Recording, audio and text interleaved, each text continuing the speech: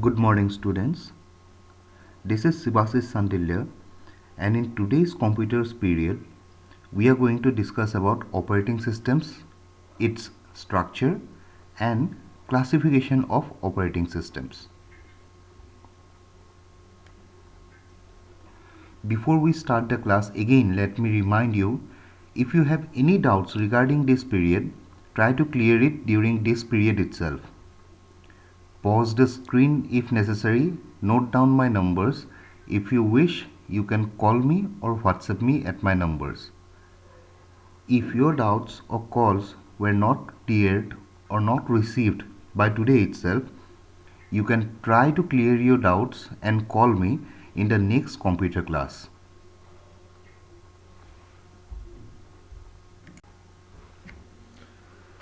So, our first topic of discussion is the structure of an operating system. So, basically, an operating system has four layers: the hardware layer, the software layer, the system program, and the application program. Now, what is hardware? Hardware is the CPU, the main memory, the input output devices, etc. What is the software part? The software part includes process management routines, memory management routines, input output control routines, file management routines, etc. The system program, this layer consists of compilers, assemblers, etc. And the application program, it is dependent on the user's need. Some examples are given here: the railway reservation system, bank database management system, etc. So now, I'm sure you are clear about what the hardware part indicates. It is the CPU, main memory, input output devices, etc. Simple. Now, in the software part, it is written process management routines, memory management routines, input output control routines, and file management routines. Now, there might be a doubt: what are these things? See, this part of the operating system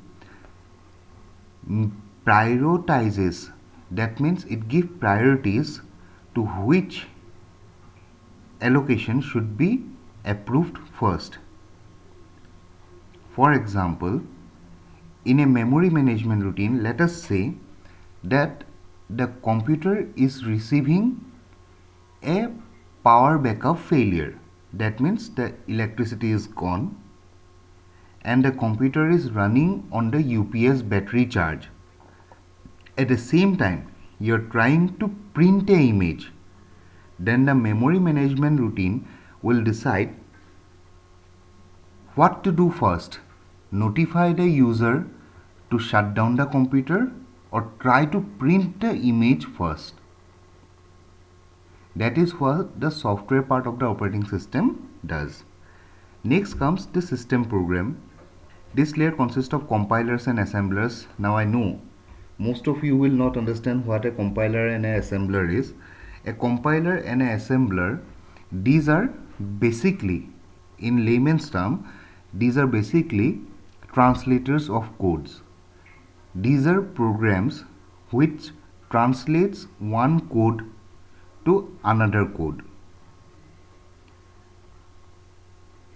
The fourth one is the application program, where we, the user, are standing.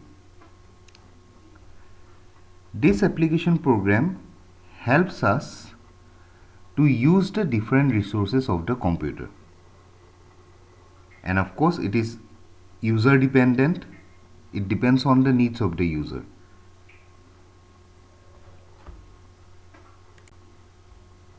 So here is a diagram showing the operating system structure. See, the first layer here, the middlemost layer is the hardware, then the next level is the software, the next level is the system program, and the last level is the application program. So the four layer diagram of operating system.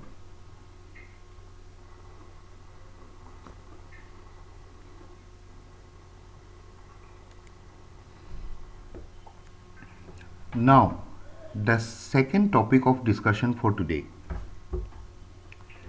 Classification of operating systems. Basically, operating systems can be classified into three types: the desktop operating system, server operating system, and mobile operating system. See, most of you have already realized what these things are. A desktop operating system helps to operate a desktop. In the same way, of course, as the name suggests, mobile operating system will help to operate a mobile, and a server operating system will help us to operate a server. Simple. Now let us go in depth, in details about these different types of operating systems. The first is desktop operating system. A desktop operating system provides a GUI that includes a desktop and the ability to manage files and folders. It is also called a client operating system. Examples of desktop operating systems are Windows, Linux, Unix, MS-DOS, etc. So, you have learned about graphical user interface or GUI in your previous classes. So, a desktop operating system always uses a GUI so that the operating system can interact with the user. It is also called a client operating system because each user is considered to be a client and each desktop is considered to be a client machine. That client machine and that client operating system can access the server's resources.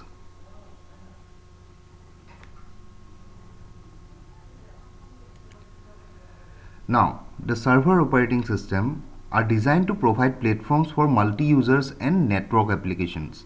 Now, in the previous slide, we have understood what a desktop operating system is. It is a client. This is a server.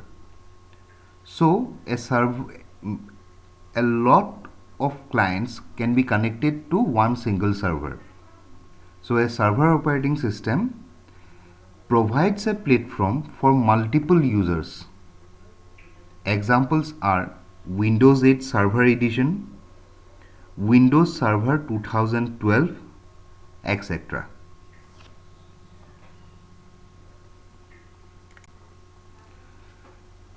The third type of operating system is the mobile operating system. A mobile operating system is specially designed to run on mobile devices such as mobile phones, smartphones, tablet computers, and other handheld devices. So, there are many mobile operating systems like Android operating system, BlackBerry, etc. etc. Now, always remember, the word mobile directly means that something that is not static, something that is not fixed to the ground. It can move. So, all the handheld devices are using a mobile operating system.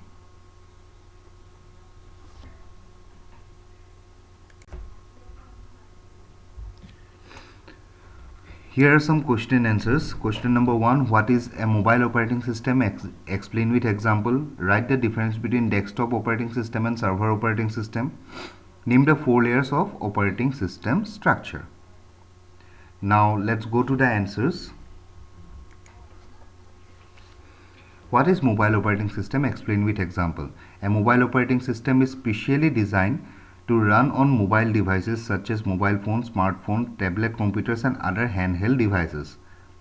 There are many mobile operating systems like Android operating system, BlackBerry operating system, iOS, Palm operating system, Bada operating system, Migo operating system, etc.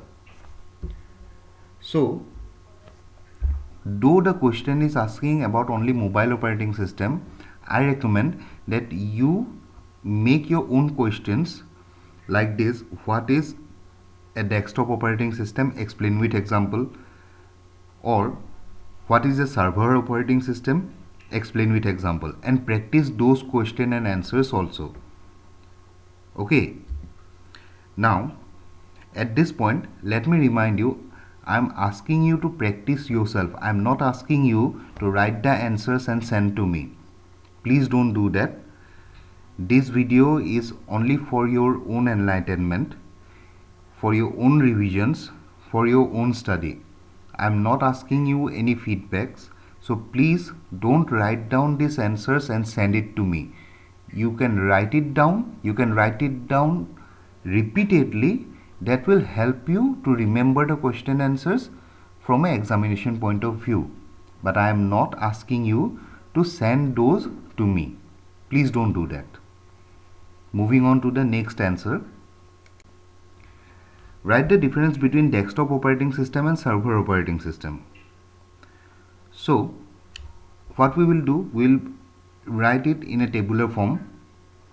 And what I did, just pay attention. I'm reading out the answer first, then I am explaining how I did it. First, a desktop operating system provides a graphical user interface that includes a desktop and the ability to manage files and folders. It is also called a client operating system. The first difference in the server operating system part is server operating systems are designed to provide platforms for multiple users and network applications. The second difference, examples of desktop operating system are Windows, Linux, Unix, MS-DOS, etc. And examples of server operating systems are Windows 8 Server Edition, Windows Server 2012, etc. So, basically what I did, in the first difference I wrote the definitions, and in the second difference I wrote the examples. So simply I recommend you try the differences between, say, desktop operating system and mobile operating system, then server operating system and mobile operating system. In the same format you can do. The first difference can be the definition, and the second difference will be the example. Simple as that. Again, I am reminding you, I am recommending this for your own good, for you to practice. I am not asking you to write this down and send it to me. Don't do that.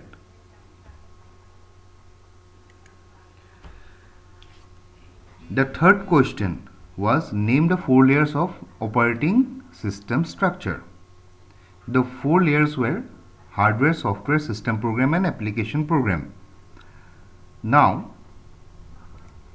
if this question comes for 4 marks, then this answer is enough. But if the question comes like this, what are the 4 layers of operating system structure?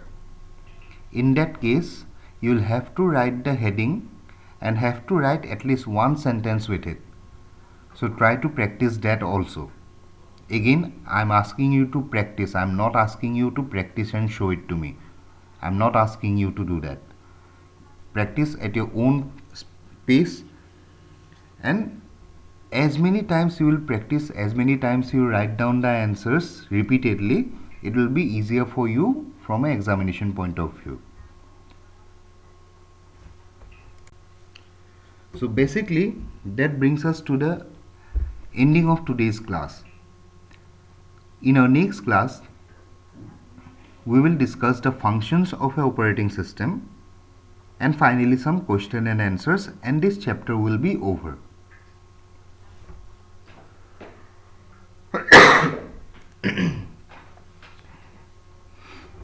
Again, before ending the period, let me remind you, if you have any doubts regarding today's presentation, please try to clear your doubts by today itself.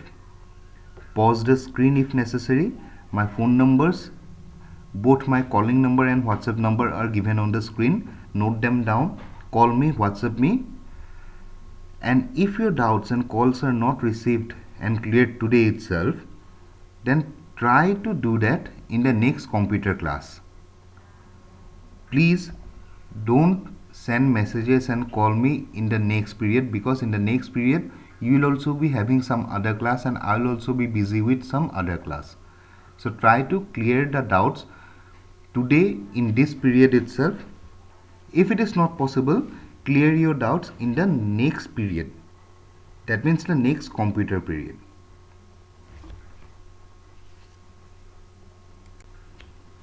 I hope you enjoyed today's class. Thank you everyone.